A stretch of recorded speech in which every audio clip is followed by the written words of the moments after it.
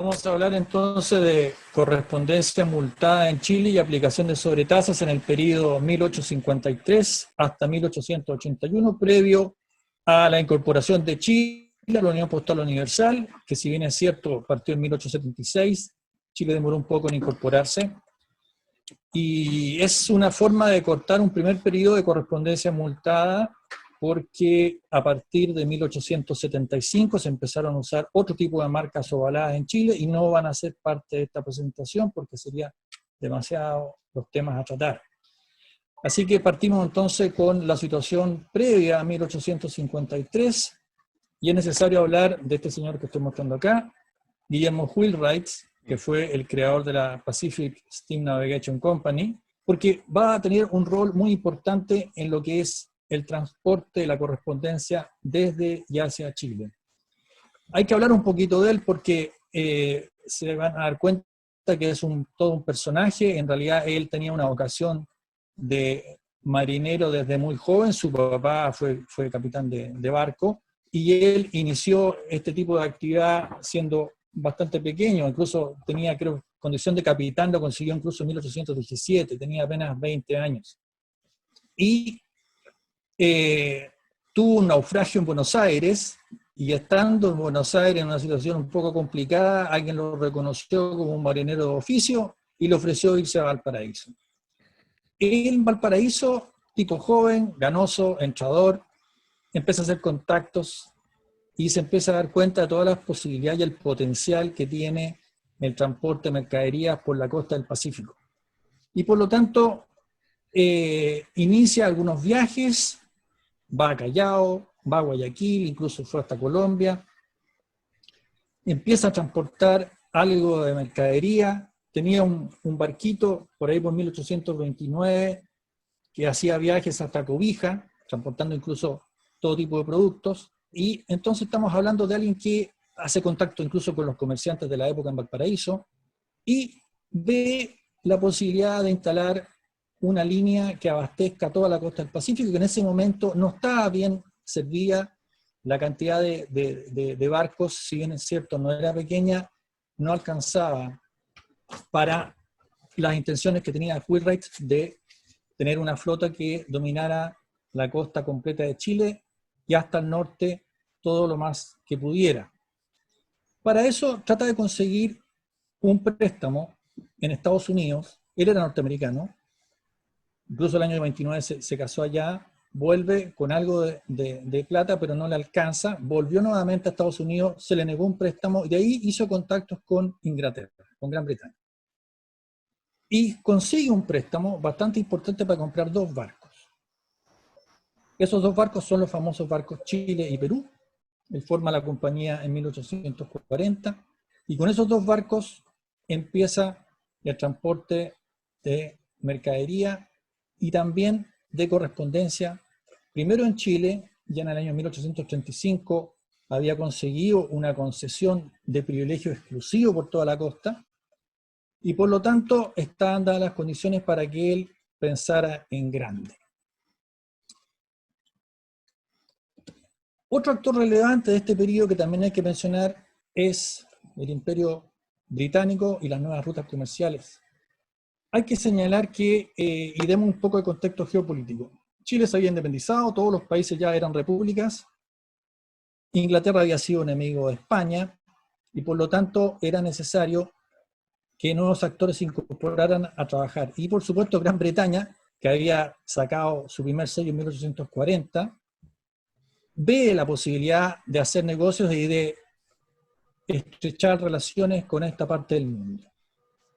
También hay que considerar de que se habían hecho grandes innovaciones en lo que eran los barcos a vapor, las velocidades habían cambiado, se estaba abriendo el Istmo de Panamá, ya no era necesario ir por la ruta del Estrecho de Magallanes, que había sido hasta esa época una de las rutas obligadas, y por lo tanto también Gran Bretaña y su correo, que tenía un servicio no tampoco muy completo en ese periodo, empiezan a actuar en esta parte del mundo. ¿Qué ocurre? En 1846 se firma un acuerdo entre el Correo Británico y la Pacific. De esto hay que mencionar varios antecedentes. De hecho, Wheelwright había querido hacer esto desde 1840, apenas él partió con la compañía.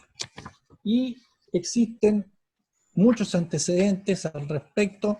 Por ejemplo, hay un libro que escribió Doublet sobre la Pacific, donde están las cartas que Wheelwright le enviaba al correo británico ofreciéndole este servicio que él quería en ese momento llevar hasta Panamá. En todas esas cartas se ve que lo que quería efectivamente Wheelwright era asegurarse un tipo de servicio que estuviera subsidiado por el correo británico. El correo británico, por otro lado, también quería hacerse de toda esa correspondencia y poder abrir esta nueva ruta hacia Europa.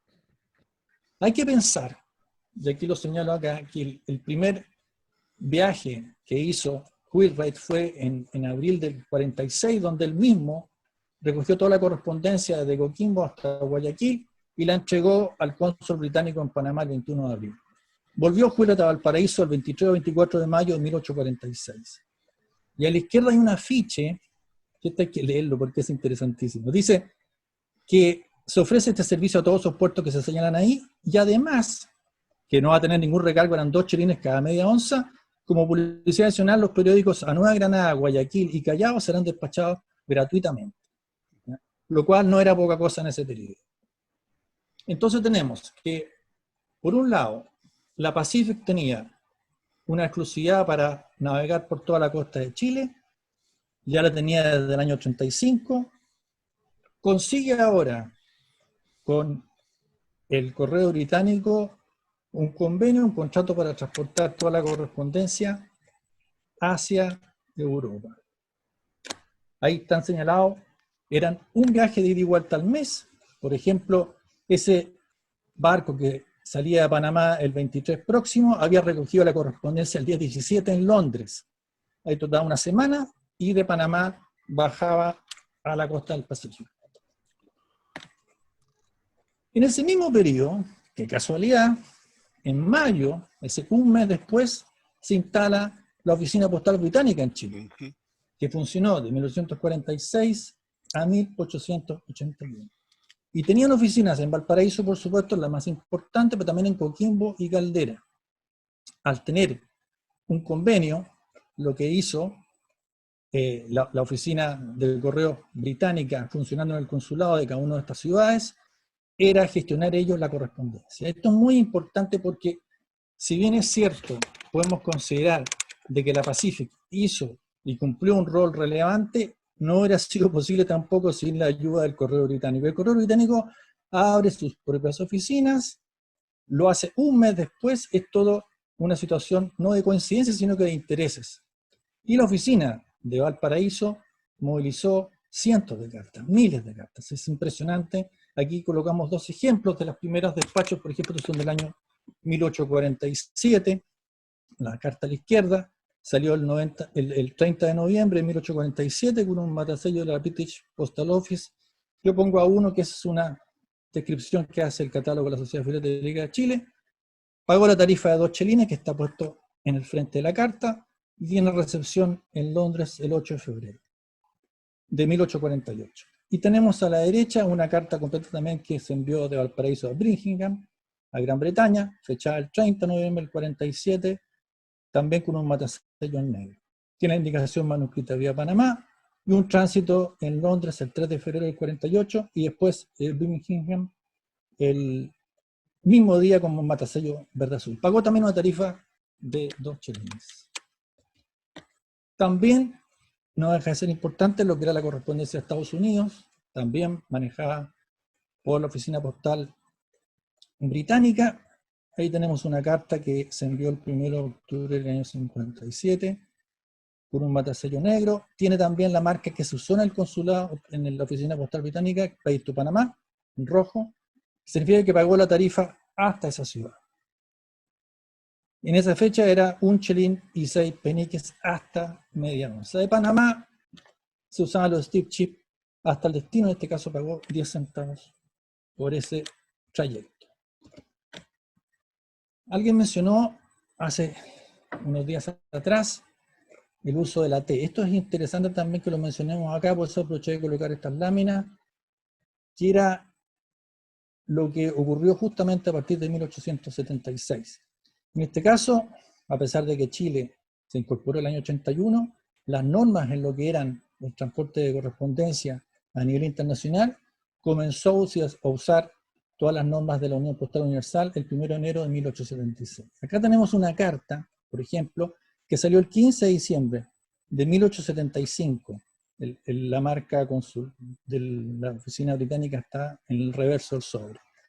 Y, por lo tanto, ocupó las nuevas normas que partieron el 1 de enero. Y esas normas, entre otras cosas, fijaban el uso de la T, la famosa T genérica. En este caso, la T lo que está haciendo está señalando un crédito entre el correo británico y el correo francés. Eso significaba un franco con 70 centavos franceses y era un crédito que correspondía a lo por onza se cobraba. Y en consecuencia lo que ellos tenían era una accountability, que era una contabilidad de toda la correspondencia que se transportaba y que significaba un crédito a favor de uno u otro correo. Entonces lo que quería señalar a propósito era de que no siempre la marca T se usó como una indicación de multa. En este caso se indicó que lo que había era una deuda pendiente. Ahí tenemos una carta que se salió el 15 de diciembre y se cobró 23 décimos al destinatario en Burgos. Voy a mostrar algunos ejemplos también de correspondencia que era transportada por la Pacific. Estas eran las típicas cartas de la Pacific, que eran el nombre del vapor. Ya tenemos una vapor Bogotá, vapor Nueva Granada. La carta de arriba es una carta del Valparaíso San Francisco, transportada por el vapor Bogotá con marca en color negro. Estaba fechada el 28 de febrero de 1854. En Panamá fue llevada a San Francisco y pagó 25 centavos de dólar. Esta es una carta a Cobija, Bolivia, transportada por el vapor Nueva Granada, fechada el 30 de junio de 1850. A veces estas cartas se veían así, a veces tenían alguna tarifa manuscrita a la derecha. Pero es muy normal encontrarse con esta correspondencia que también mostré las dos, es decir, correspondencia transportada por la Pacific, correspondencia transportada por el correo británico. El correo británico empezó recién a vender sellos en su oficina en 1865, por tanto todas las cartas anteriores a esa fecha tienen solamente las marcas postales que les mostré anteriormente. Ahora tenemos que estamos en el año 1856. En este momento Chile también firma un acuerdo con la Pacific, el gobierno de Chile. ¿Para qué? Para que transporte la correspondencia que va al exterior desde Chile a través de la Pacific. Entonces, tenemos, para que quede claro, cuando una persona quería mandar una carta, utilizaba normalmente a la oficina postal británica. La mayoría de los comerciantes, todos los dealers que trabajaban en Valparaíso, que eran los que movían la mayor cantidad de correspondencia, iban directamente a la oficina postal británica a enviar sus cartas, que se transportaba por la Pacífica. Ahora lo que hace el gobierno chileno es que le dice, bueno, ustedes también transporten la correspondencia nuestra. Y tiene dos tarifas. La tarifa que va hasta Callao, que es la que ustedes están viendo ahí, la carta de peso simple 10 centavos, la hasta media onza 20, hasta una onza 30 y así sucesivamente. Y desde Callao hasta Panamá se cobra el doble, 20 centavos por el primer porteo, 40 por la media onza y 60 por una onza completa. Ahí tenemos entonces que estas tarifas tuvieron efecto hasta 1874, cuando el gobierno chileno empieza a cobrar una tarifa al extranjero más reducida. Para las cartas eran 10 centavos cada 15 gramos. Para terminar un poco el panorama anterior, tenemos estas son las primeras tarifas domésticas que existieron en Chile, efectivas a partir del 1 de julio del año 53. Una carta de peso simple pagaba 5 centavos, hasta media onza 10, de ahí hasta una onza 20 y cada media onza adicional 10 centavos. Si era enviada por barco, que era lo que cobraba la Pacífica y otra cosa, otros 5 centavos adicionales. Eso duró hasta 1874.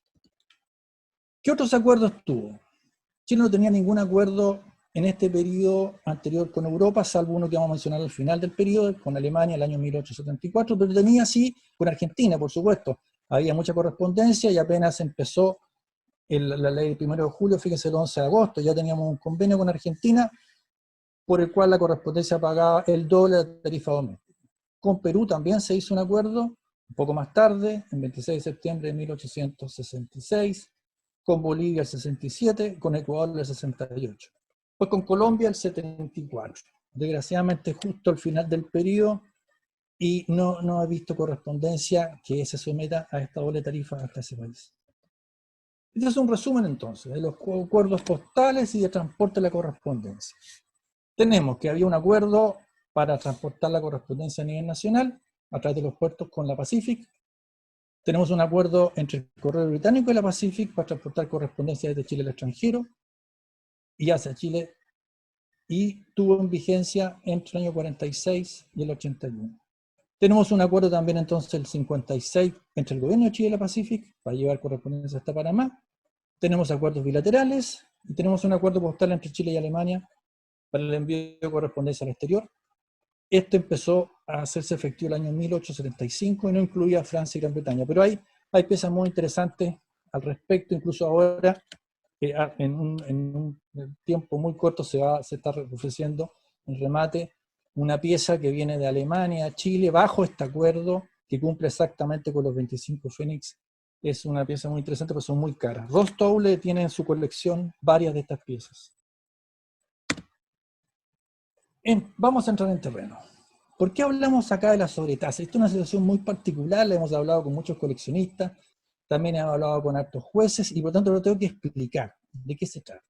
Porque cuando ustedes se den cuenta, vamos a tener también un tema debatible, discutible sobre si estamos hablando de multa o de sobretasa. Bueno, la ley del año 52, la primera ley, decía que el artículo 2 decía, las cartas venidas de países extranjeros o dirigidas y conducidas de un punto a otro en la República por mar van a pagar, además de los portes designados en el artículo anterior, medio real o 5 centavos por carta. Es decir, las mismas que yo les había mostrado en el cuadro anterior de las tarifas, es decir, pagaban 5 centavos y 10 centavos la carta de doble peso, pero pagaban además 5 centavos por carta las que venían desde el extranjero. Eso decía la ley del año 52. Por lo tanto, estamos hablando de que lo único recargo que tenía la correspondencia desde el exterior eran 5 centavos. ¿Qué pasó el año 53? Lleva a la práctica la ley, la situación del artículo 2 produjo dificultades desde el primer momento, pues no todos los administradores comprendieron de la misma manera lo que en él se establecía. La falta de uniformidad consiguiente en los procedimientos obligó a la Administración General de Correos a solicitar del Ministerio una aclaración. Apareció esta en forma de decreto, el boletín de las leyes, con fecha 25 de julio, o sea, 25 días después solamente, con el título de Porte Ultramarino de la Correspondencia. Vamos a reproducirlo en el aspecto que nos interesa. Al comienzo hacen un contexto de lo que está pasando, dice, habiéndose suscitado dudas sobre el porte que debe exigirse la correspondencia venida en ultramar, bueno, ahí se menciona toda la ley y las tarifas, dice, decreto, las cartas del extranjero recibidas por mar en las administraciones de correo de los puertos serán grabadas con el porte que establece la ley del 20 de octubre del 52 para las cartas que se recibieran por correos de tierra sin haber sido previamente franqueadas. Es decir, se asume que todas las cartas del extranjero es como que vinieran sin franqueo. Por lo tanto, tienen de inmediato la aplicación del doble precio. Es decir, la carta de peso simple, 10 centavos, la que pesa menos de 5 darmes. Con 20 la que pesa de 5 darmes a media onza, y con 40 la que pesa una onza. Y además los 5 centavos de cada carta cualquiera que sea su peso. Eso es lo que establece la nueva ley. Aclara exactamente lo que tienen que hacer los empleados de correo con toda la correspondencia que viene del extranjero. Entonces queda establecido que estamos hablando de gravar. Ellos usan la palabra gravar, sinónimo de un impuesto. Por otro lado, la correspondencia al exterior es tratada como si hubiera venido sin franqueo, por lo tanto se duplica el valor de cada aporte. Esta es la parte medular de lo que vamos a llamar sobretasa. Y hablamos más de un impuesto que de una multa. Esto efectivamente ha suscitado muchas controversias. Es un tema que los jueces me preguntan y yo, en realidad, con la exhibición que he hecho de correspondencia multada, necesito explicar claramente esta situación porque efectivamente no es lo mismo. Si bien es cierto en la práctica, lo que significó es que toda la correspondencia que venía al exterior se cobraba doble, lo cual es indudablemente que una atribución que en este momento Correo se atribuyó sin una razón que no sea simplemente la de cobrar un impuesto. Entonces, yo prefiero hablar de sobretasa, porque si las cartas venían sin franqueo, evidentemente se le cobraba y tendrían razón en cobrarle. Sin embargo, si la carta venía franqueada y pagada hasta con el valor a destino, se le cobraba exactamente lo mismo. Entonces hay una situación arbitraria que hay que analizar. Esa es la razón por la cual yo no me voy a referir exactamente siempre a multa, y vamos a hacer muchas diferencias de piezas según van a ser tratadas como sobretasa o como multa según cuál sea el origen de la carta y cuál es el tratamiento que se le dio en Chile. Vamos a pasar a lo que, como Paul Novoa decía, al trabajo de campo. Aquí tenemos piezas que se sobretasaron o se multaron en Valparaíso. Valparaíso, que era el puerto de entrada más importante, si toda la correspondencia llegaba ahí, tenía estas marcas numerales que eran sin círculo, características de la ciudad de Valparaíso, y se usaron solamente ahí. Van a ver ustedes que, por supuesto, la primera sobretasa o multa va a ser de 15, porque si venía el extranjero, no podíamos encontrar una que sea con menor, ya que siempre el precio base, digamos, a cobrar era 10, más los 5 da los 15. Las marcas numerales usadas en Valparaíso, tanto para aplicar multas como sobretasas, tienen ciertas diferencias interesantes. Por un lado tenemos la altura. Hemos encontrado en todos estos años que las diferencias son notorias, siendo quizás la más común la de 14 y la de 18. Las de 12 milímetros de altura son más escasas. Dibujo ahí algunas de las que son sacadas de las piezas que justamente yo he mostrado en mi colección. Hay algunas diferencias, repito, importantes. Yo puse a la izquierda lo que son la reproducción directamente de la multa, y van a ver que a veces hay diferencias importantes que tienen que ver con la altura y también con la forma de los tipos. Es decir, está claro que se usaron distintos cuños para ello, tienen distintas formas, tanto el 5 en todas sus vertientes como también el 2. Esto puede ser una cosa también interesante para la gente que va al detalle. Es decir, como nosotros hacemos la postal, me interesan más las tarifas, las rutas, las marcas, pero si alguien quiere, digamos, también hacer un trabajo fino de detalle, de analizar cada una de las marcas, sus alturas, distancias, el diámetro entre los dos números, también se puede, y yo simplemente puse un ejemplo de la cantidad de diferencias que uno puede encontrar, no son las únicas. Por ejemplo, también hay otra en el 25 que no alcancé a colocar, y así sucesivamente. Una parte bastante entretenida. Veamos ejemplos ya de la aplicación de la sobretasa o las multas en Valparaíso. Estas se usaron, yo creo que ya quedó claro, indistintamente para multar correspondencia doméstica como para aplicar sobretasas de correspondencia que venía del extranjero. Los usos más antiguos registrados son de diciembre de 1855 y hay un último uso registrado de diciembre de 1878. Acá tenemos la primera carta arriba, es una carta de San Felipe de Valparaíso que no tiene franqueo. Está multada con el doble de la tarifa de una carta simple, con un numeral 10 de 18 milímetros. Después tenemos también una carta de Santiago de Valparaíso, fechada en 1866, con franqueo insuficiente, fue multada con el doble lo que faltaba por una carta doble, suponiendo que eran 10 y tenía solamente 5, se cobra el doble de 5, 10, con un numeral 10 de 18 milímetros. Aquí vemos ejemplos interesantes de cómo se podía entender una sobretasa o una multa.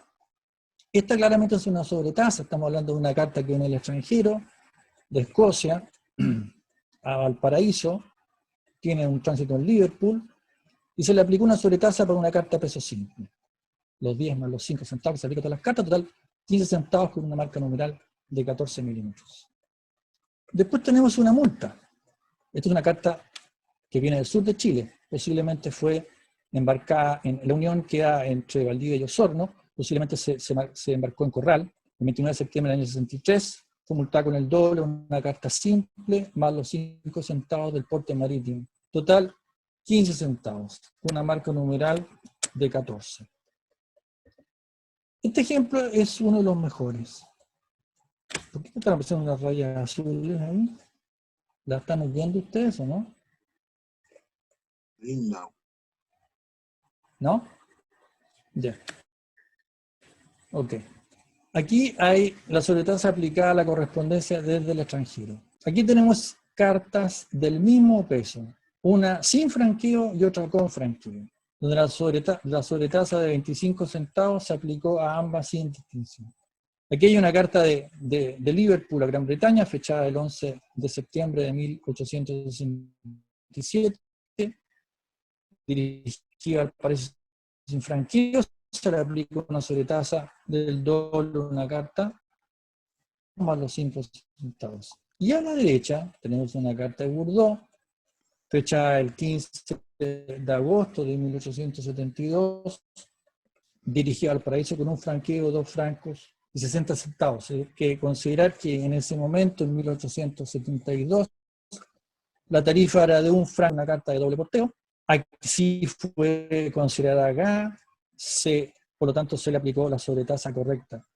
Esto es interesante porque aquí ustedes pueden ver un ejemplo de cómo una carta que pesa exactamente lo mismo, sin embargo una N sin franqueo y se cobra exactamente la misma sobretasa. Este es el 2 está muy bien ligado sobre el sello de Francia, es una muy bonita pieza.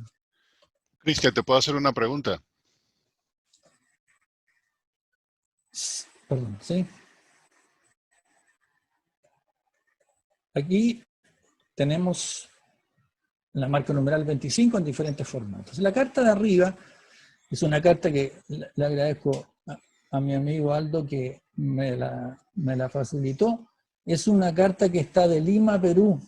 Está fechada en su interior el 20 de septiembre de 1865, multada en origen. Es decir, si ustedes ven esa marca de 1 es aplicada en Perú, si ustedes también aprecian el sello, tiene ahí justamente en la parte del círculo de abajo que está sobre la pieza, es de color violeta, ¿no es cierto? Lo alcanzan a apreciar, y el resto del círculo es negro. Sí, claramente se trata de un sello que haya sido usado, fue puesto sobre el sobre y se dibujó el círculo completo para simular un matasello. Fue multada aparentemente en Perú, como me decía Aldo, con la marca el 1 es peruana. En Valparaíso se le aplica una sobretasa para una carta doble. 2 por 10 igual 20, más los 5 centavos que se aplica a todas las cartas, total 25 con un numeral de 14 milímetros de alto. Pues abajo tenemos una marca distinta, con tanto el 2 como el 5, es un formato de 12 milímetros de alto. No sé el origen, por lo tanto no puedo dar el detalle sobre si es una sobretasa o una multa, pero pasó lo mismo. O sea, al ser una carta de doble peso, se le cobraron 20 centavos más los 5 centavos de porte marítimo, o de sobretasa según haya sido, de dónde haya sido despachada. Cristian, ¿me escuchas? Esta también es otra pieza interesante a analizar porque tiene... ¿Sí? ¿Sí? Sí, te quería hacer una escucho, pregunta. sí. Te quería hacer una pregunta, si puedes regresar a la anterior, cualquiera de las dos. Slide. Ahí en el slide anterior hablabas de sobretasa y hablabas de multa. Pero todo esto es antes de la GPU, esta o el otro indistintamente, y el de arriba también lo puedo explicar. Pero el 25 en este caso, o en el caso que estás mostrando aquí, era el inbound fee en Chile, ¿no? Entonces, digamos, el correo chileno, como no tenía convenio postal con ninguno de estos países, a la hora que ingresaba cobraba Sí, claro. esa prerrogativa. Para efectos prácticos, digamos, me parece a mí, de que la sobretasa o en el otro caso la multa, como bien lo dices tú, es exactamente lo mismo, porque este es el derecho de ingreso al correo chileno, independientemente de lo que haya pagado o no. Obviamente la francesa pagó toda esa cantidad para llegar desde Francia hasta, en este caso, Valparaíso, al igual que la de la izquierda, cualquier monto que haya pagado en cash para llegar hasta allá. Entonces, esa distinción entre sobretasa y multa, ¿tiene alguna dimensión adicional o algún contexto adicional más allá del inbound fee, del cobro que hacía el correo chileno?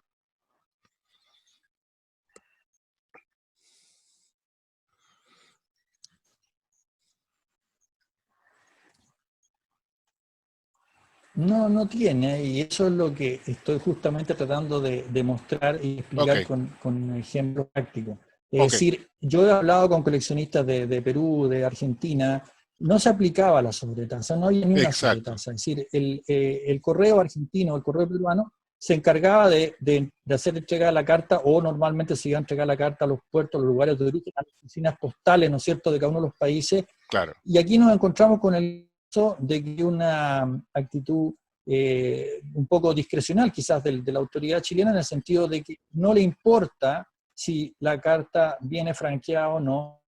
La explicación sí, la explicación puede ser de que efectivamente no hay acuerdos postales con esos países, pero hasta donde yo sé tampoco los otros países tenían acuerdos postales. Todo esto, por supuesto, estamos hablando de antes de la Unión Postal Universal, sí, por supuesto. claro, Es decir, los países eran soberanos en la definición de sus condiciones con las cuales distribuían la correspondencia. Efectivamente, lo que pasa es que este tema de si es sobretasa o es multa, yo hago la distinción porque en realidad efectivamente, como estoy mostrando, no es lo mismo. ¿Ya? Eso es lo que quiero ok, explicar. Es decir, nos encontramos con situaciones bastante diversas donde efectivamente no queda claro para una persona que no entiende el tema, por decir, bueno, ¿por qué pasa esto? Digamos. Entonces era necesario hacer una explicación. ok, gracias.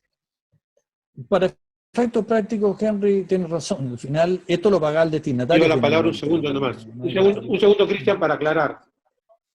Estaba contando. Cristian, un segundo para aclarar nomás, porque no me gusta intrometerme en una conferencia. Solamente para decirte algo. Cada país era independiente, es cierto. Perú también aplicaba tasas al ingreso de la correspondencia en ese mismo periodo, si es que no había un convenio postal. Lo que pasa es que Perú no tenía marcas. O sea, más allá de las que yo he conocido, siempre han sido colocadas a lápiz o a crayón, nada más. Y a final de cuentas, lo que sí habría que aclarar bien, para las personas que no conocen mucho este tema, es que si bien se hace una diferencia entre tasas y multas debido a la interpretación de la norma, a efectos prácticos, los números seguían siendo los mismos, sea para una cosa o la otra. O sea, el tampón era el mismo. ¿Ok? Sí, Y disculpa, ahí lo sí, dejo sí, nomás. exactamente como lo dije. Se usaban distintamente Gracias. para ambos casos, sí. No, perfecto. Bueno, don Silvestre Chagavía, que es todo un personaje, acá hay una carta dirigida a él. Don Silvestre fue un político de la época del gobierno de Manuel Montt, fue también parlamentario, pero es conocido porque fue creador de la marca de vino Ochagavía. Y de hecho, otras cosas, el gobierno justamente lo mandó a hacer un curso en Francia, donde él aprendió todo lo que era el cultivo de vinos. Y hay mucha correspondencia dirigida a él. Acá tenemos una que también es interesante analizar porque viene de Bordeaux, pero por Magallanes. Y por Magallanes tenía una tarifa un poco distinta. Ahí en este caso estamos hablando de una carta que tiene un franqueo de 2 francos de peso doble, es decir, se cobraba 1 franco por onza. En Valparaíso igual se le aplicó entonces la sobretasa para cartas de ese peso, más los 5 centavos a todas las cartas. Es una carta que yo tuve la oportunidad de leer porque viene completa y hay una descripción de las cosas que el agente de don Silvestre le estaba vendiendo en Francia. En este caso era cera, ¿ya? Y además de que él vendía efectivamente algunos productos agrícolas. Eso fue todo un personaje y es una carta también que quise mostrar. Y por si acaso, abajo, ahí a la derecha, hay una botella de una etiqueta de 1987, que es la época en que yo compraba Don Silvestre, ya no sé si existe la marca Don Silvestre, ¿no? Pero la puse a colocar porque era mi vino predilecto en esa época.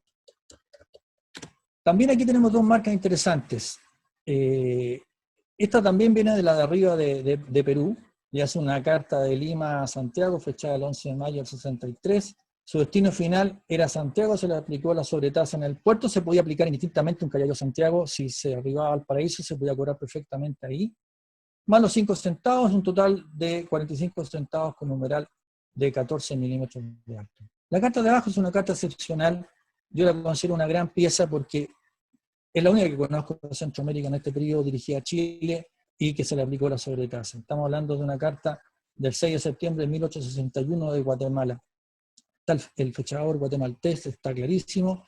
La marca franca yo asumo que también es de Guatemala. Y en Valparaíso se le aplicó también la sobretasa del doble, una carta triple, 2 por 20, 40, más los 5 centavos. Es una gran pieza. Realmente hay muy poca correspondencia entre Centroamérica y Chile en este periodo. Hay que decir, a propósito, que la mayoría de la correspondencia está dirigida a Francia, Inglaterra, Estados Unidos, Perú, donde había mucho intercambio comercial. Esta es también una pieza muy interesante. Esta no es mía, digamos, es una pieza que salió en remate carísima hace un tiempo atrás. Tengo la sospecha que la compró Everaldo Santos. Es una carta de Dresden, de Sajonia, a Valparaíso, fechada el 12 de enero de 1860. Por tierra fue hasta el puerto belga de Ostende, de ahí a Londres, donde llega el 16 de enero, por tren hasta Southampton, donde embarca vía Panamá a Chile. Tarifa, 2 chelines y 4 peniques cobrados por el correo británico. Tiene un tránsito en Panamá, en 9 de febrero de 1860, y en Valparaíso se le aplicó una sobretasa también para cartas de triple peso, más los 5 centavos. También tiene un numeral de 45 de 14 milímetros. Justamente estábamos hablando con Rodolfo Pizzicini hace unos días. Yo tengo la sospecha, pero no tengo la confirmación de que estos 27 Silbergroschen pagaron la tarifa hasta acá, pero no estoy seguro de eso. A las cartas de esa época, un poquito posterior, pagaban 25 Fénix hasta destino. Por lo tanto, sospecho que puede ser así, pero no estoy seguro. Esta también es una gran pieza, le agradezco a Carlos Brenis, era su antiguo dueño. Mis amigos peruanos han portado un 7, he logrado conseguir algunas piezas muy interesantes desde Perú a Chile con estas marcas. Esta es una de Lima, del 20 de septiembre del año 62. Está franqueada con 2 sellos de una peseta rojo, el matacillo rejilla. Se logró también una sobretasa para las cartas de 1 onza y media, más los 5 centavos. Total 65 centavos con una marca 14 milímetros de alto. Esta es una marca muy escasa, sinceramente, es decir, hay muy pocas. Conozco otra de Everaldo que viene de España a Chile, que es una carta preciosa, no la puedo reproducir porque la imagen que tengo es de mala calidad, pero es de Barcelona a Valparaíso, de 1861, y tiene un franqueo de 20 reales. También tengo toda la sospecha que se pagó con franqueo completo a destino, sin embargo se le aplicó igual los 65 a todas las cartas de 1 onza y media. Este es el panorama que yo quise mostrar con 65, que siendo muy escaso, sospecho que hay muy pocas cartas con 65, los 45, los 25 y los 15. 15 y 25 son más frecuentes y 45 empieza a ser más escaso y el 65 bastante escaso. ¿Qué pasó entonces en 1874?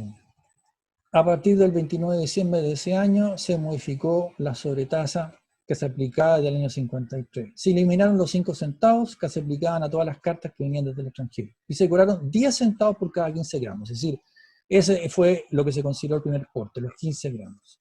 Y tenemos acá una carta que es de Rodolfo Pizzicini. Yo conseguí una carta exactamente igual también, con la marca 10 en rojo, también de Francia, y la tiene la casa Remate Ceres, y con este asunto de la pandemia no me la han despachado.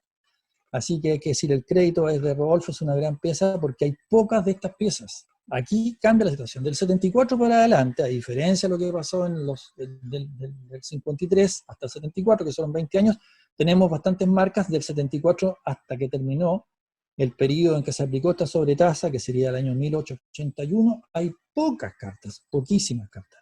Acá tenemos una de Francia a Valparaíso, que se fechó el 3 de enero del 76. Pagó un franco con 30 centavos para una carta de peso simple. Con la nueva sobretasa se le aplicaron 10 centavos. No se aplicaron los 5 adicionales que se acostumbraban antes. Una marca de 18 milímetros. La otra de abajo la reproduje de un libro, porque también es una pieza que quise señalar como una marca 10 aplicada casi en las postrimerías. Esta fue el 27 de diciembre del año 1878. Es lo más antiguo que yo he visto en algún lado. Ahí en mayo del 78 hubo una nueva baja tarifa, por lo tanto ahí en este caso se le aplicó un franco en total. Se le aplicó de todas maneras la tasa de 10 centavos con una marca numeral de 18 milímetros. Esto lo voy a mostrar con reparos porque es una pieza que he encontrado hace pocos años. Es una marca de multa Valparaíso no conocida. La explico la carta. Está circulada dentro de la ciudad de Valparaíso, que para esa fecha, del año 74 en adelante, no voy a traer el cuadro a colación, pero se lo explico. El año 74 empezó a correr lo que se llamaba la tarifa intradepartamental. Es decir, cuando una carta circulaba dentro del mismo distrito postal, tenía una tarifa rebajada. En este caso, la tarifa era de 2 centavos si circulaba dentro de la ciudad de Valparaíso. Como el sello tiene 1 centavo, se le tiene que cobrar el doble de lo que falta. Falta 1 centavo más, por 2 es 2. Y se combina con una marca rectangular multada. En 1875 el sello circuló en esa época, el matasello es correcto, la marca 2 con la multada también es correcto. Sin embargo, yo creo que uno tiene que ser muy autocrítico con sus propias piezas. Yo tengo dudas, si bien es cierto, ustedes se dan cuenta que hay manchas de tinta en el sobre, al lado derecho del sello. Podemos pensar que nosotros usamos el concepto de que la carta, el sello está ligado a la carta. Yo tengo el siguiente reparo. Si ustedes ven con detención entre medio de esa mancha de tinta, porque ¿qué pasaba? ¿Por qué se hace este procedimiento? En ese momento, los fechadores, que esta es una carta del 8 de enero de 75, se aplicaba no sobre el sello, no se inutilizaba el sello con ese fechador, se inutilizaba el sello con un timbre que se llamaban matasellos mudos, ¿no es cierto? Y los matasellos mudos tenían ese problema, que eran a veces de muy mala calidad, daban la sensación como si tuvieran una tinta negra borrosa, manchada, parecía un barniz, generalmente afeaban mucho los sellos, y vamos a encontrarnos con la utilización de estos matasellos en este periodo. Y es correcto que el matasello se aplique sobre el sello, se inutilice sobre el sello, y que el fechador vaya a un lado.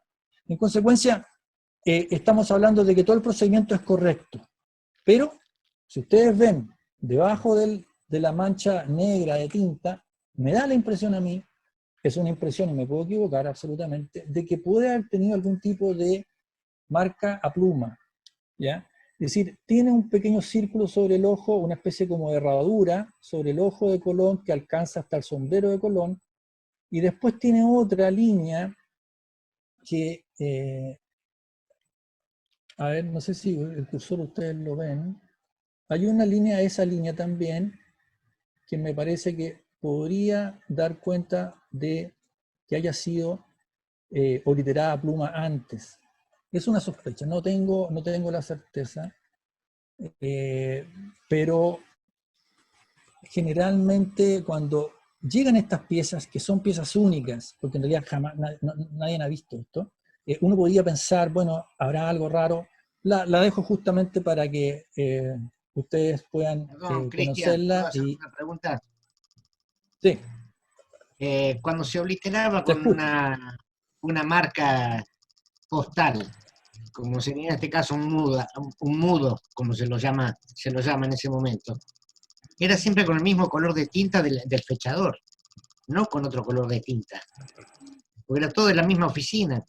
No, pero en este caso Sí, pero en este caso no se podía, sí, tienes razón, por supuesto que sí, vamos a ver justamente otros ejemplos, pero en este caso el rojo no se aplicaba, en los matasellos mudos todos se utilizaban con color negro. Es decir, eso es la práctica y por lo tanto no es inusual lo que estamos viendo desde el punto de vista de que el inutilizador, el matasello mudo, era negro. Negro absolutamente, y eso es el 95% de los casos. O sea que en las oficinas de correos chilenas tenían las dos tintas, siempre. Para esta época, justamente voy a explicar después, posteriormente vamos a ver otros ejemplos donde no se aplica porque ya cambió la situación respecto al uso del fechador, pero en este caso es posible encontrar matasellos mudos en esa época. Eso es lo que te quiero decir. Toda esta serie, la serie La Primera Dentada de Chile, que empezó a circular desde fines del 60 hasta mediados del 70, tiene matasellos mudos. No es raro para nada encontrar matasellos mudos. Es lo que nosotros llamamos acá en Chile, es una serie complicada justamente por eso, porque nos encontramos con que el matasello que lo inutiliza, que está sobre el sello, afea mucho la pieza y encontramos un fechador como este circular muy lindo, perfecto. Pero era la norma de correo, recién con la próxima serie de ruleteados se modificó eso y se empezó a inutilizar el fechador encima del sello y se cumplía esa labor. Hay toda una literatura al respecto donde están las normativas que el correo entregó a sus oficinas para cumplir con eso. Pero lo quiero señalar porque no termino de convencerme y estoy muy interesado en encontrar otra pieza de características similares. Cristian, una consulta. ¿Y este sobre lo has visto a trasluz por la parte de atrás para ver si es que esa estampilla pareciera ser añadida en lugar de ser originaria de ese sobre? Parece, no he encontrado vestigios de eso. Okay. No he encontrado vestigios de eso. Yo en realidad esta pieza no tiene mucho tiempo conmigo y efectivamente hay que hacerle un análisis un poco más profundo. Lo que quise mostrar es que cuando uno se encuentra, y eso es una cosa que nosotros como coleccionistas deberíamos aplicar siempre, cuando uno se encuentra con algo raro, con algo inusual, con algo muy inusual, hay que someterlo a una crítica despiadada, es decir, siendo más papista que el Papa. Es posible que esta pieza sea correcta, estaría dentro de las normas, estaría cumpliendo, fue bien multada, las fechas que corresponden, no he encontrado estos sellos, está bien pegado al sobre, está bien adherido con goma de la época, no es una goma líquida, que arruga el papel por detrás, sino que se ve bastante liso, así que no tengo objeciones bajo ese punto de vista, pero no me termina, como dijo Jaime Benavides, me hace ruido un poco, y la quería mostrar porque es interesante ser crítico con sus propias piezas, digamos. Oye, Cristian, con Lucho Orlandi, sí, el uso de la palabra multada tampoco era muy frecuente. Yo de mis piezas tengo una sola, te la muestro. A ver si la ves.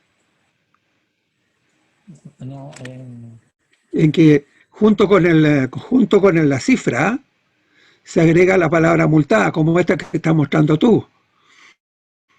Todas las demás.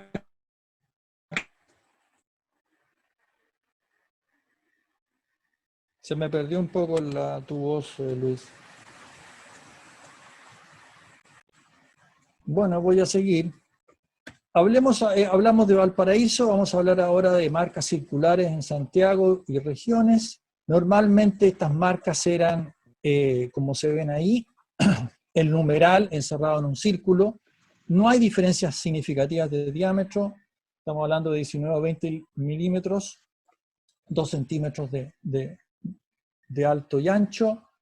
Hay pequeñas diferencias, sí, se puede encontrar, por ejemplo, el 15 a la derecha, es un 15 que he visto pocas veces, que se aplicó en Santiago, y vamos a ver ejemplos acá de lo que les estoy mostrando.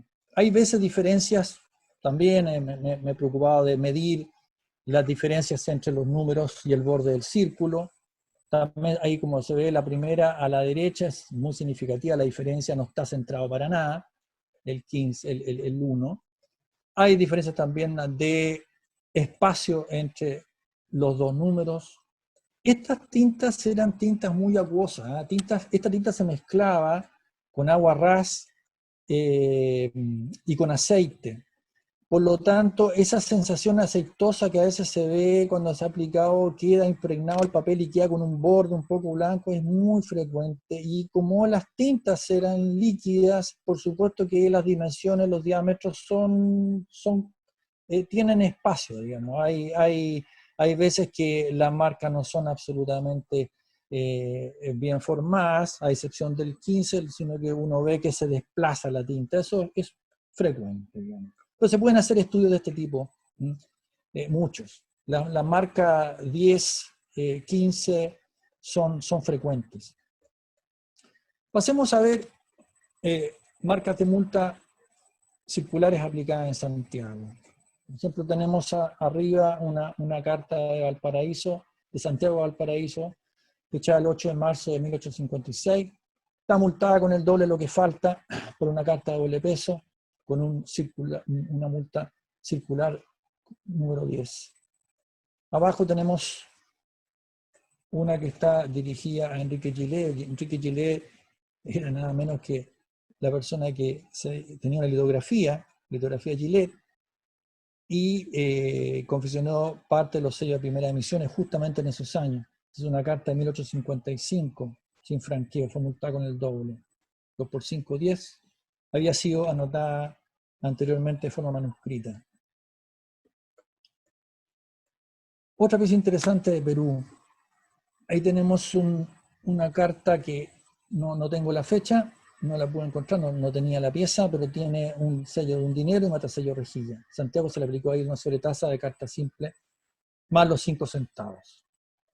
Pues tenemos abajo una de París a Francia, Santiago, del 30 de noviembre de 1859. Ahí en ese momento la tarifa era de $1,20 cada 7 gramos. La carta doble, por tanto, 2.40, que es lo que el franqueo que tiene. Tiene un tránsito en Londres en 1859, en Panamá el 30 de diciembre de 1859. Se le aplicó la sobretasa de 25 que se ve abajo a la derecha. Esta carta es una pieza de Rodolfo, es una carta de Niza a Francia, fechada el 6 de diciembre de 1869. La tarifa del año 66, $1 cada 10 gramos. En Santiago también se le aplicó la sobretasa para una carta de peso simple. Al haber, bueno, voy a explicar después lo del Port-Payet. Esta carta sí me interesa mencionar. Esta es una carta de Rodolfo Pizzicini. No es una carta, en estricto rigor, es un fragmento de carta, pero hay que mostrarla porque es una pieza excepcional. Aquí tenemos una sobretasa aplicada en Santiago. La correspondencia está dirigida desde el Vaticano a Santiago a Rafael Valdivieso, arzobispo de Santiago, en ese momento.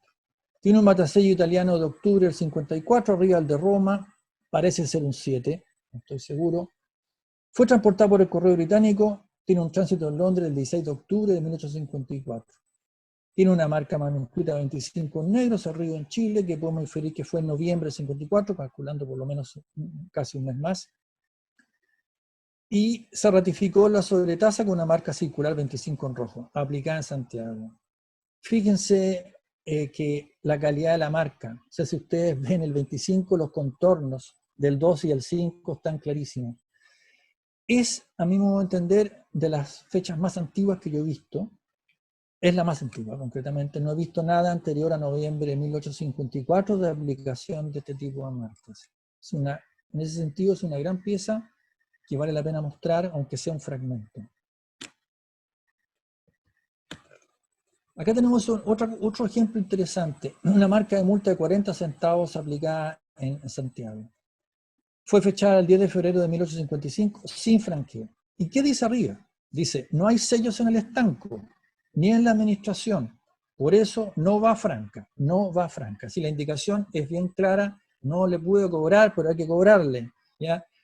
Se cobró efectivamente el doble, una carta de hasta 1 onza. 2 por 20, 40 centavos, con una marca de multa circular en rojo. Esto es de 1855. Hubo escasez de sellos, es increíble, pero Talca no era una ciudad tan chica, pero sin embargo se encuentran con este tipo de situaciones. Esta es otra gran pieza, es una sobretasa 65 aplicada en Santiago. Es también piezas 65 centavos aplicadas en Santiago o Valparaíso son escasísimas. Este es un fragmento de carta de Roma, Italia, Santiago, fechada en noviembre del año 55. Tiene las marcas por Payet y Payet Destination, ambas francesas. Tiene un tránsito en Francia el 24 de noviembre del 55 y en Londres el 26 de noviembre del 55. Se le aplicó la sobretasa para cartas de hasta 1,5 onzas, más los 5 centavos de todas las cartas. Total 65 centavos con una marca circular roja. Y la marca francesa, como estábamos viendo con Rodolfo, es de los estados pontificios. Es muy interesante porque es un tráfico que se iba para el puerto de Van-Bassin, que recibía toda la correspondencia de los estados pontificios. Hemos visto también que la marca PD no existe, salvo en esta correspondencia. Yo no he visto ni una otra que tenga las dos. La explicación que hemos encontrado y que fue un error, efectivamente, porque hay otras cartas que tienen PD dirigidas a Chile, ¿ya? Y que han sido tarjadas. Es posible que acá el empleado cometió el error, no había ningún tipo de acuerdo postal entre Chile y Francia, perdón, en este caso era transportado por el correo francés, ¿sí? Y por lo tanto se le tendría que haber aplicado el port Payet. Y el PD quedó ahí, pero para mí es un error de la oficina de correos, es la única pieza que he visto en estas circunstancias. Es una gran pieza, también es de Rodolfo, es un fragmento, pero una muestra elocuente de una pieza que tiene un gran valor histórico. También fue dirigida al arzobispo Valdivieso.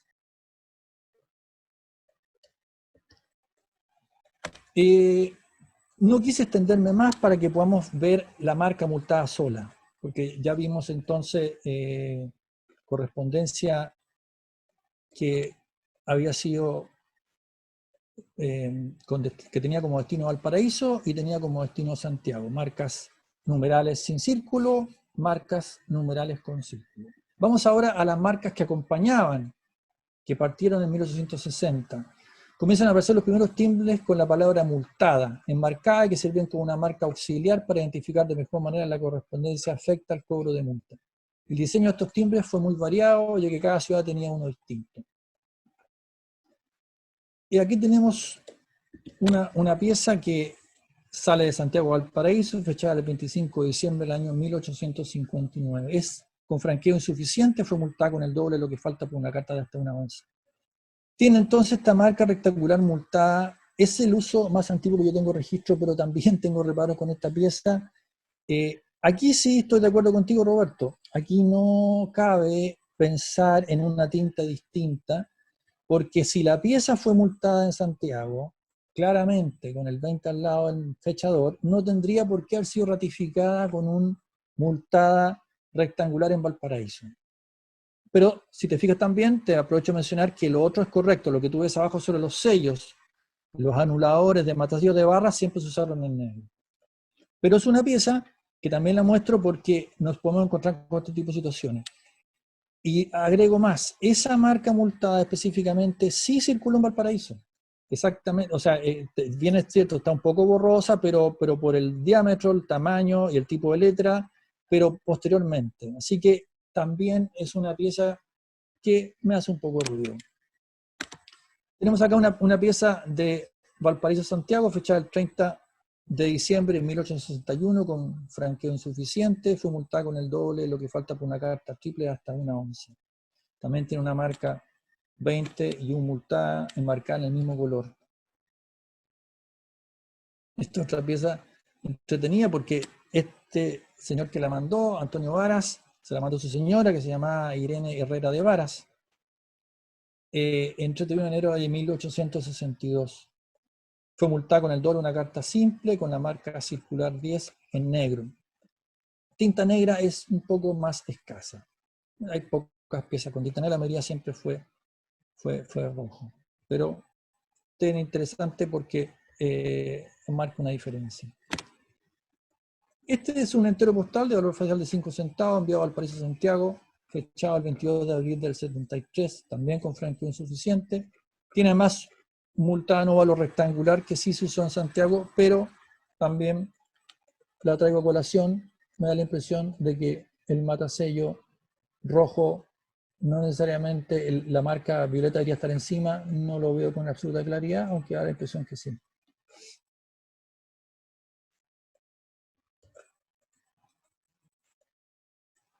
Esto es interesante, porque aquí hablamos de piezas más raras. Estas son marcas de multa,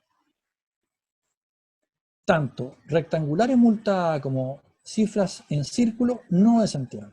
Y estas sí son escasas. Acá tenemos una del 11 de abril de 1871, es una carta de Concepción que finalmente terminó en Melón, pasando por Santiago, Valparaíso y Calera, desde donde se envía a Melón, que es una localidad donde se hace cemento cerca de la ciudad de La Calera. La carta está sin franqueo, por lo que fue multada con el doble de una carta simple. La marca circular 10 y la marca multada rectangular son de Concepción y efectivamente fueron entregadas poco antes de este periodo. Ahí me equivoqué yo con la marca recepción en Santiago, Air Tránsito. Dice 26 de abril de 1876 y es 1871. Este tipo de piezas, al principio, antes, unos años atrás, se consideraban casi todas de Santiago, no es así. ¿Ya?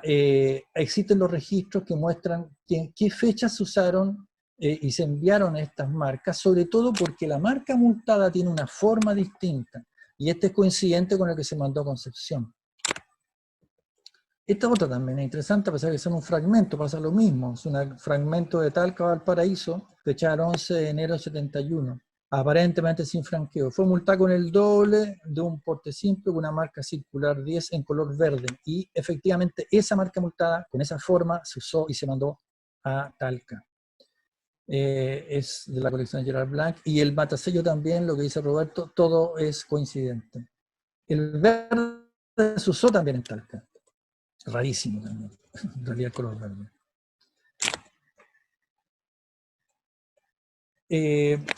Tengo tiempo un poco, sí. Voy a hablar sobre un tema que es también interesante de analizar, que son cartas multadas, manuscritas, pero que no tienen marcas postales.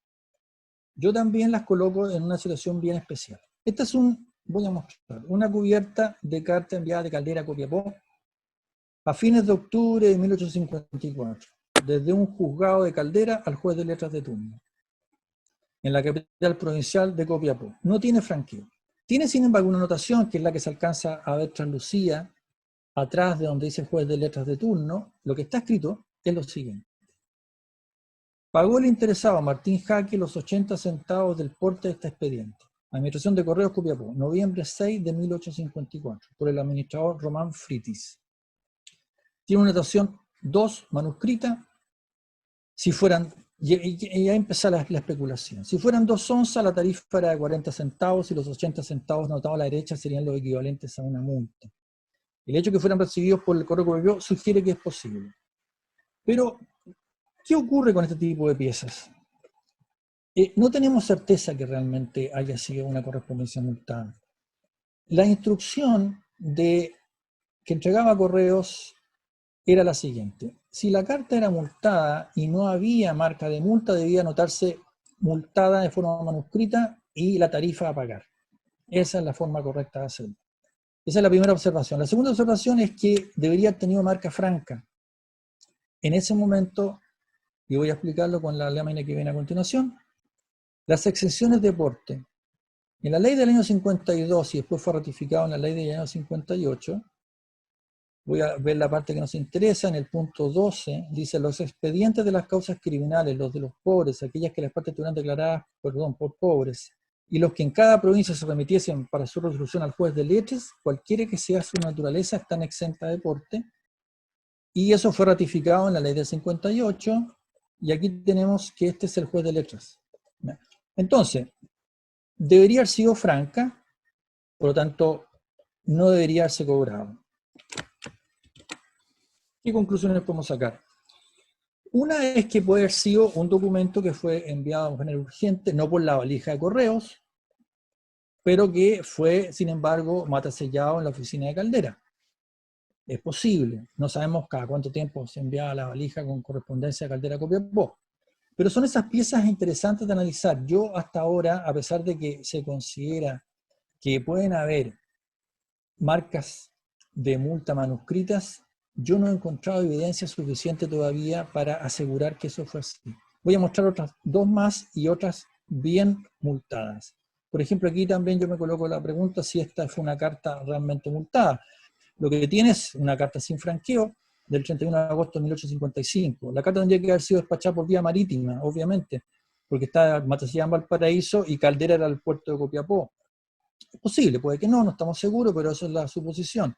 La indicación 2 se podría referir a 11, y en ese caso la carta tendría que haber pagado 40 centavos. Puede ser una indicación de lo que hay que cobrar. Para hacer más complejo el análisis, hasta el año 53 la tarifa de un puerto a otro era de 2 reales para una carta triple, equivalente a 20 centavos, multa 40 centavos. Estas piezas son piezas que hay que seguir estudiando. Aquí tenemos otra, tampoco tengo certeza, esta fue enviada el 23 de julio del 58 sin franqueo, transportada por mal posiblemente a Valparaíso, fue multada con el doble, una carta simple, más los 5 centavos del porte marítimo, total 15 centavos. Pero Concepción, en esa fecha que no haya tenido marcas, me suena raro, una ciudad importante, también lo mismo. Estas marcas posiblemente son indicación de la cifra a cobrar. No tengo certeza de que hayan sido cobradas. Sin embargo, esta era la forma correcta que Correos indicaba cuando se trataba de multar. Esto es un frente de carta de Melipilla Santiago, sin fecha conocida. Tiene un sello bisectado con anotación sello inútil, por lo que es considerada sin franqueo. ¿Ya? Ese sello está inutilizado, por lo tanto la carta va sin franqueo. Por eso es multada, con una anotación manuscrita, acompañada de la cantidad a cobrar. Eso, multada, -10, eso es la forma correcta como sería cobrado la multa en origen. Y en Santiago se ratifica con una marca circular 10 y un multado rectangular, ambos en rojo.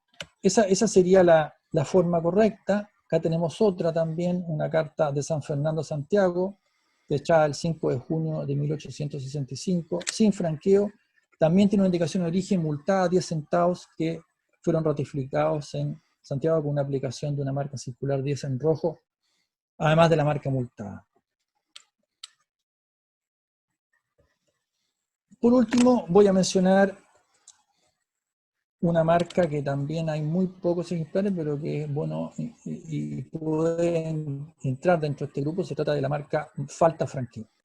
Esta marca Falta Franqueo se usó en Valparaíso en esos años. Ahí voy a mencionar la que está arriba. Es un entero postal de valor facial de 5 centavos de Valparaíso a Caracoles, a mina cerca de Antofagasta, tiene matasello dúplex del Correo 1 de Valparaíso, y esa marca Valparaíso fue usada entre el año 1876 y 78. Tiene la indicación falta franqueo y un círculo manuscrito en rojo. Efectivamente, si la carta es de doble peso, faltarían 5 centavos. ¿Se cobraron? No lo sabemos, no tiene desgraciadamente recepción en Caracoles. Y abajo ocurre algo parecido, tengo es un entero postal de valor facial de 5 centavos de Valparaíso a Nancy, Francia. Tiene un matasello dúplex del Correo 1 de Valparaíso, de fecha 10 de abril de 1876 al 78, que es más o menos el periodo en que se usó ese matasello en particular. Tiene una marca distinta a la anterior, falta franqueo, pero con tinta negra y con una forma un poco distinta. Y tiene 5 manuscritos en rojo a la izquierda de Vía Panamá. La carta de peso simple al extranjero costaba 10 centavos en ese periodo. Según el libro de Railway West de marcas postales de Valparaíso, esta marca tiene un solo registro en 1877, que es exactamente esta misma marca. Pero bueno, yo he visto, están estas otras dos piezas. No tiene tampoco recepción en Francia esta carta, por lo tanto, es una indicación de falta franqueo, no sé si se cobró la multa. Hasta aquí, señores, gracias a todos por dar la posibilidad de mostrar algo de historia postal de Chile y atento a sus comentarios o preguntas.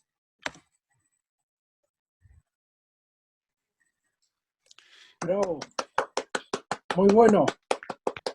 Cristian, Cristian, perdón, te tengo una pregunta. Muy bueno, Cristian. Buenísimo. Una pregunta, Cristian. Esa última marca de falta franqueo, ¿dónde fue aplicada?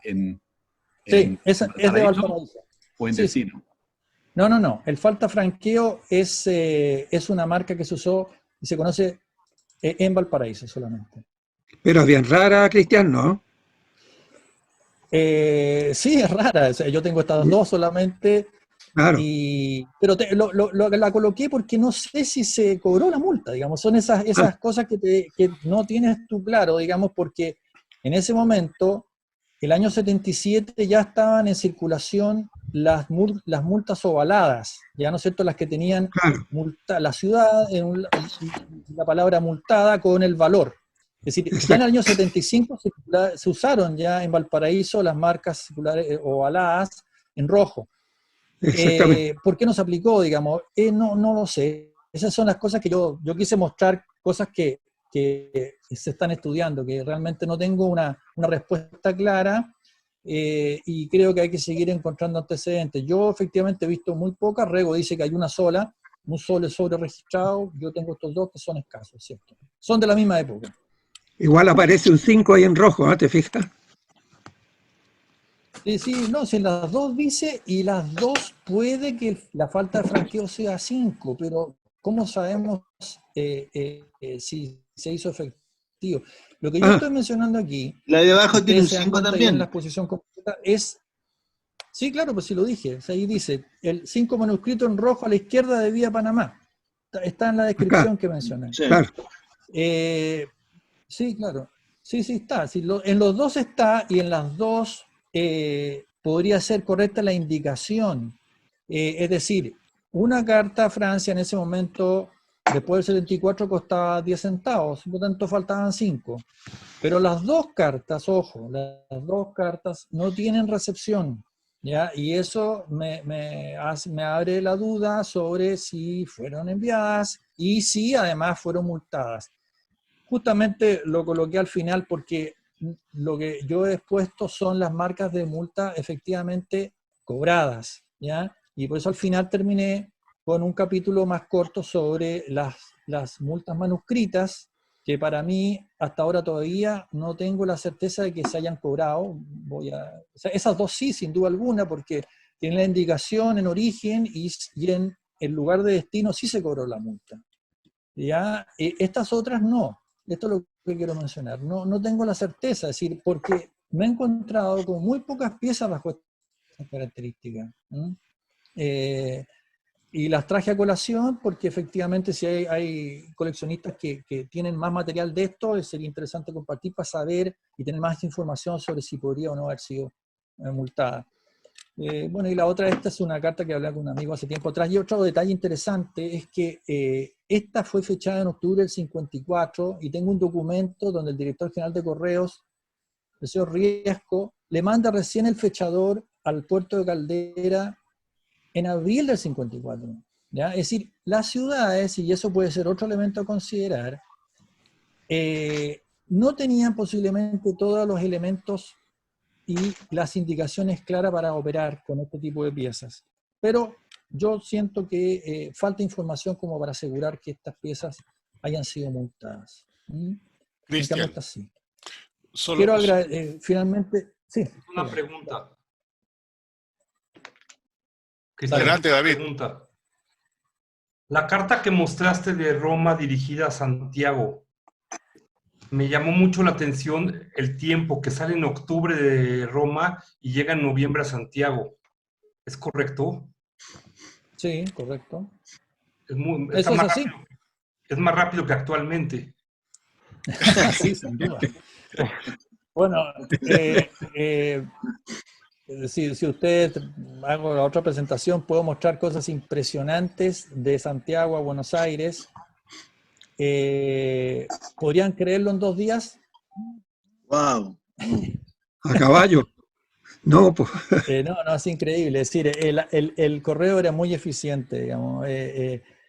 Y no quiero terminar sin agradecer a Rodolfo Piticini por haberme facilitado alguna de las piezas. Rodolfo ha hecho un trabajo excelente, somos amigos hace muchos años y hemos compartido mucha información, y es un coleccionista argentino que colecciona Chile solamente, lo cual es una particularidad bien interesante. También, pero un argentino. Hay piezas argentino. Hay piezas también del coleccionista amigo Antonio Mauriciano, las piezas de oficinas postales británicas. Y también quiero agradecer a Ross Toble, que parte de las tarifas son sacadas de su libro. Él es un gran investigador y colaborador, y a veces lo molesto 2 veces al año para preguntarle algo, y por lo tanto no quería dejar pasar el agradecimiento a ellos. Cristian, Francisco de Varones de Montevideo. Quería si podía ir a una carta que sale de Italia con la marca Pont de Beauvoisin. Sí. Quería ver algo y capaz que sugerir algo, a ver si yo entendí mal algo. ¿Estás llamando a ¿La Montevideo? de 65 o la de 25? ¿Eh? ¿Esta? No, la que está el intercambio del puente. ¿Cuál, perdona? ¿Este Una que PD, dice IPP? Pont de Beauvoisin. De Beauvoisin. Sí. Parece que es Ah, anterior. la de... Es otra de Italia. No, de Italia de Roma tengo esta, con el 25. No, pero PP. sí, hay dos, a ver. No, esa no es. ¿Dónde está la marca Pont de Beauvoisin? Esa es. No, no es la marca de... Es Pont, 3 Pont de B, ahí está. Esa misma, pero es Ah, no, eso. es la marca en la que está ahí, la roja Claro. que está entre el PEI de Londres y el PP. Esa Claro, es. pero una corrección. No es un puerto. Por eso está escrito puerto. Eso es un puente. Son dos ciudades. Una que se llama, hoy actualmente son dos ciudades separadas por un río. Una es Le Pont de Beauvoisin y otra es Pont de Beauvoisin. Era la frontera de Francia e Italia. Claro, porque recuerden que en 1855 hasta esa parte era italiana, que era la Saboya. En 1860, con la invasión francesa, la Saboya y la Nisa quedan anexadas a Francia y salen del área italiana. Entonces una corrección, no es puerto, sino que es puente. Es la marca de intercambio entre Italia y Francia. O sea, dice Ponto, no Porto. Sí. No, pero abajo dice puerto, por eso. Sí. Es una, dice así, la marca francesa es una marca que se aplicó en el puerto y es puente. Yeah. Sí, al cambiar de país. Buena. Es una corrección nomás para lo que bueno, está yo escrito. busqué la ciudad está en la costa ahora, porque no, si igual hice alguna pega. No está en la costa, no está separado. Son dos ciudades separadas por un río. Era la frontera. Ah, ya. Okay, en la perfecto. Frontera entre los estados italianos y Francia. Una está en Saboya y la otra está en lo que es Francia hoy. Perfecto. Este sobre es para David. Esa me sirve, Cristian. Con mucho gusto la acepto, esa carta. Pero David, tienes muchas cartas con esos intercambios. Después yo te voy a mostrar alguna con la colección. Cuando haga la muestra de prefilatería italiana, van a aparecer varias. Por si me toca un juez temático chileno, que creo que no hay, me califique bien. No, sí, esta es una pieza extraordinaria porque además tiene la marca del PP y el PD, que es una cosa rarísima. Es decir, marcas con PD, Pay to Destination, no es una cosa que uno vea. Casi todas las cartas de Francia son PP. Yo hablé con Oliver de Argentina de este tema y le pregunté, bueno, ¿hay PD a Argentina? Porque en Chile no hay ningún, todos son PP. Por eso. Es una pieza muy interesante, con muchas marcas, ¿no? Sí. Gracias, Bueno, gracias a ustedes. Cristian, yo tengo una pregunta. Decías de que la marca de ingreso en Valparaíso eran las numerales. Yo tengo entendido de que, bueno, y he visto muchas cartas de Perú dirigidas a Chile. Muchas de las que van a Valparaíso no tienen el inbound fee, el numeral de 15. Muchas, no es una ni dos, son muchas. Sin embargo, las que siguen más allá de Valparaíso, obviamente todas tienen. Entonces, acá te pongo un ejemplo de las que yo he visto. Voy a compartir la pantalla para que la veas ahí. Y Paul Novoa también me mandó unas imágenes, así que aprovecho que empiezo con mi pregunta y ahí paso a la tuya, Paul. Gracias. Si lo ves ahí, Cristian, esta va de Tacna a Valparaíso.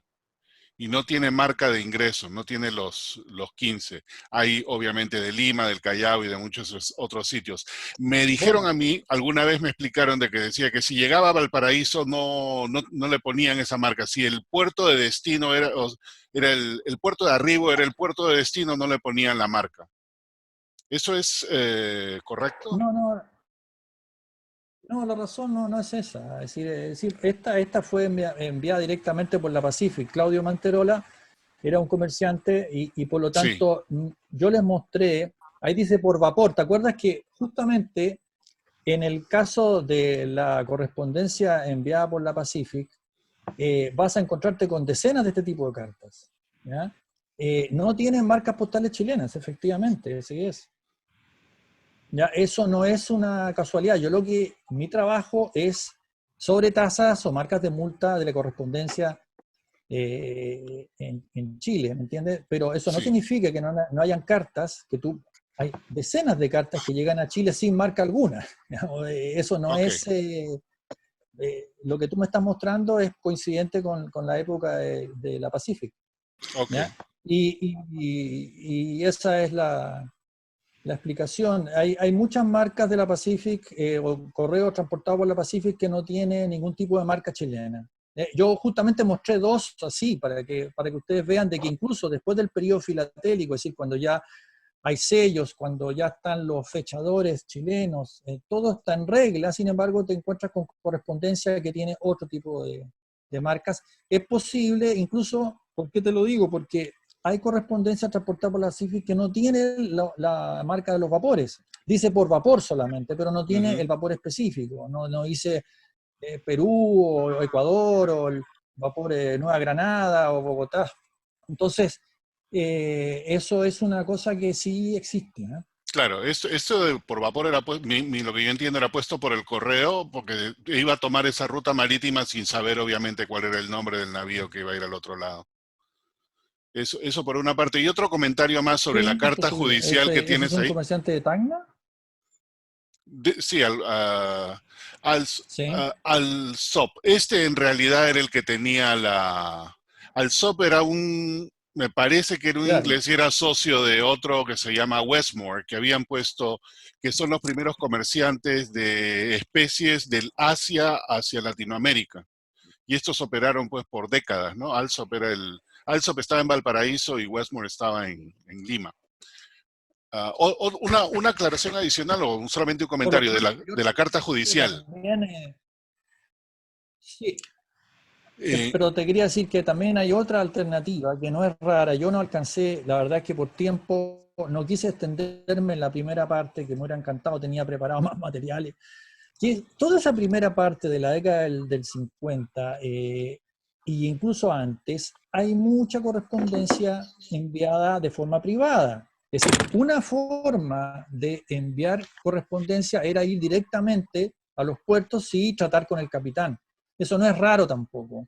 Entonces, la cantidad de situaciones que habían eran disímiles, ¿ya? No es posible jugársela por una u otra opción, pero sí está claro de que, sobre todo en las ciudades más pequeñas, habían acuerdos directos a veces entre los capitanes, pero podría haber sido transportada por un barco de la Pacific y no hubiera sido nada raro. Claro. El Perú también tenía convenio con la Pacific y esta definitivamente pasó por el correo, pero gracias por aclarar esa parte. Y lo otro sobre la carta judicial, en el Perú existe la misma figura que le llaman el pobre de solemnidad. Y en la parte posterior, donde está la declaración del empleado de correo, decía efectivamente, esta carta no paga aporte porque la persona se declara pobre de solemnidad. Y esa era la aclaración. De todas maneras le ponían el porte en la parte frontal, pero hablaban que estaba hecha la rebaja, y la rebaja significaba precisamente esa misma regulación que mostraste, que curiosamente es bien similar a la de Perú. Sí, es cierto. Es decir, yo no descarto, de hecho, esta es una cosa que hemos conversado con otros coleccionistas y ellos me dicen, no, si está multada. Yo tengo dudas, digamos, pero la coloco porque uno tiene que dudar hasta su propia pieza. Claro, uno debe ser crítico. Ponerla en tela de juicio, porque la indicación de cómo multar estaba clara, digamos, está todas las indicaciones de correo decían, tiene que multarse la pieza arriba, escribir multada y indicar la cifra. Pero además esa pieza tenía franquicia postal, ¿ya? Es decir, como tenían los tribunales, los jueces de letra. Por lo tanto, es un trabajo como en desarrollo, necesito tener más piezas, investigar más. Tengo dudas, es decir, no tengo certeza que se haya cobrado. No estoy diciendo además de que la indicación de multa o la indicación de lo que se cobre puede ser correcto, pero no tenemos la certeza. Correcto. Esta es una que me mandó Paul. Paul, adelante. Sí, gracias, Cristian, por toda esta bonita charla que nos has dado hoy día. Justamente quería compartir esta carta por lo que acabas de decir, que es dirigida de Guayaquil a Valparaíso. Y como tú dijiste, no tiene absolutamente ninguna marca local de recepción, ni tampoco ni de multa, ni de sobretasa, ¿no? Es un bisectado de 4 reales que está pagando 2 reales para la tarifa del correo externo. Oye, ¿y por qué dice franca?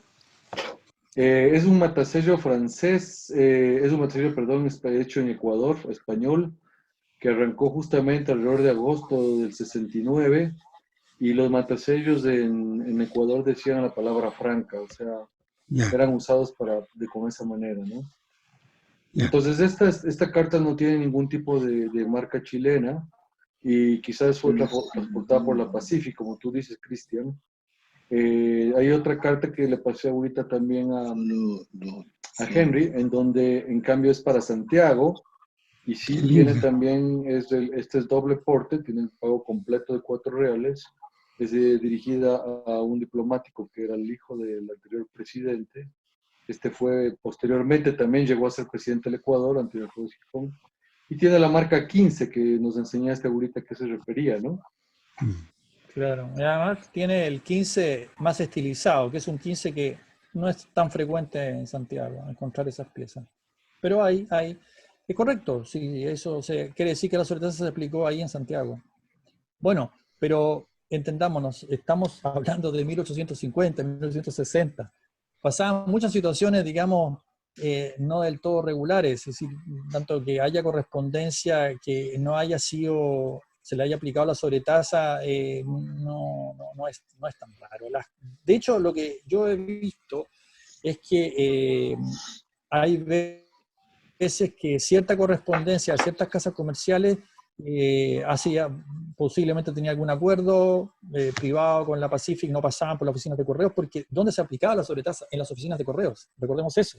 ¿Ya? Si la carta por ese motivo era desembarcada en otro momento, no había cómo aplicarle la sobretasa. El oficial y el encargado de correos no sabía, no supo la existencia de esa pieza. Gracias, Cristian. Cristian, Aldo me dice que quiere poner una carta. Voy a parar acá y ask to share, Aldo. Hola, Cristian. Hola, Aldo. A ver, ¿Te recordaste alguna de las piezas que viste? Sí, conozco varias.